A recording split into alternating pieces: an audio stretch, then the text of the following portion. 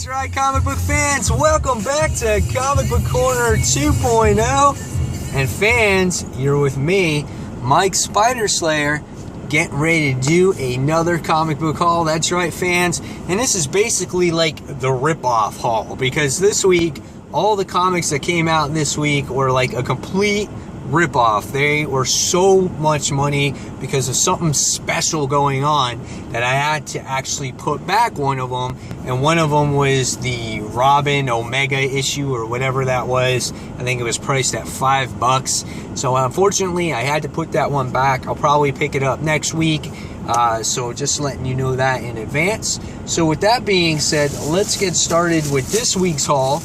And we got the bag, the infamous bag right here. So, open up the bag here, pull out the bag. Alright, here we go. So this week's comics, we start off with Jason Aaron's Original Sin, issue 6 of 8. Last issue was all about Nick Fury and on how he pretty much did his job and how he was recruited. Now hopefully the series or the event continues to progress and we find out who actually did kill the Watcher. And I'm going to be interested to see also how this series finishes up. So hopefully it doesn't stall out or get lame like other Marvel events. But I've loved this event, and this is Original Sin, issue number 6.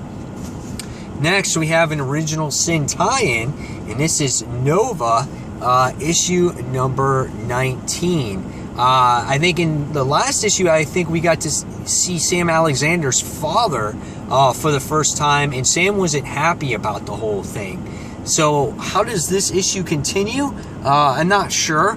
However, I do love the cover here. I don't know if this will get cover of the week, but I love it here. He's sitting at the table and he has the world's greatest dad mug and he's all covered in blood, and it's just as you got the family sitting with him. I think that's a crazy ass cover. He's got that grin and the bright eyes going. Looking forward to the story up hand, and this is Nova issue number 19. Alright, next we have the one of the weekly events, and that is the New 52 Future's End, issue number 11.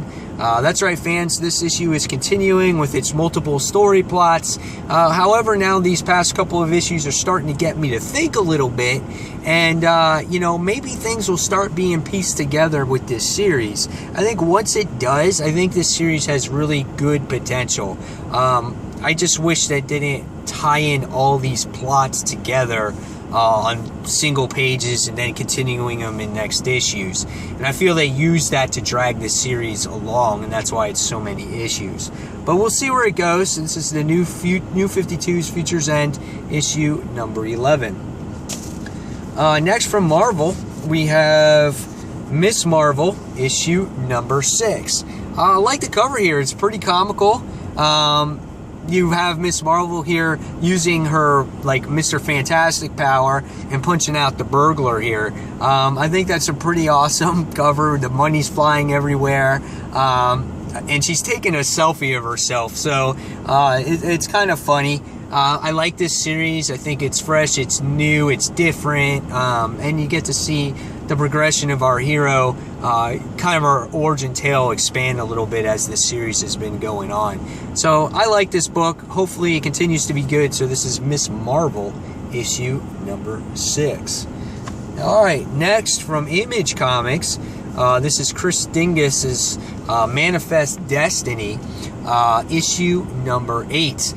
This series is really cool. We got last where we left off, there was this big gigantic frog on a log that was gonna, like, it looked like it was gonna eat our heroes. It had like 3 tongues, it had a whole bunch of different eyes. Yeah, it was some crazy looking stuff here. You can see it continues. The artwork is good in this issue, or in this series actually. I really love this story. It's something different. It's the Lewis and Clark era where they go on their expeditions and they're discovering all these different lands and really crazy like creatures. So great stuff here. This is Manifest Destiny, issue number 8. All right, next is a book I was looking forward to. However, it's got that heavy price point like I was talking about. This is Harley Quinn Invades Comic-Con International San Diego. Yeah, it looks like it's going to have some characters or maybe some names in this particular book. It's pretty cool. You get to see Harley going through San Diego Comic-Con there with people all dressed up in cosplay costumes and all that stuff. And yeah, it's going to be interesting to see how funny this book actually is. If you open up the cover here, you get to see this. So you get to see the full-length cover. Yeah, this is a pretty awesome cover. I really like this cover. What this story provides, I'm sure it will be funny. You get to see all these jokers in here, so it looks like it will be a good read. $5, I don't know. It's pushing, but I can't wait to read it. So this is Harley Quinn issue number 1. All right, next we have from Zenescope Entertainment, we have Grimm Fairy Tales, Age of Darkness, issue number 100. This is cover C. There's definitely different covers in this particular book, but this is cover C. When you open it up, this is what you get this week. Beautiful cover here of all the ladies of Zenescope Entertainment, like Cinderella, Selah Mathers, you know, Robin Hood, and so you get them all in here, which is really nice to see. This is this monumental 100th issue for them. This is really big, and the whole turning event is going to happen starting with this issue right here. So this is Zenescope's Grimm Fairy Tales issue number 100.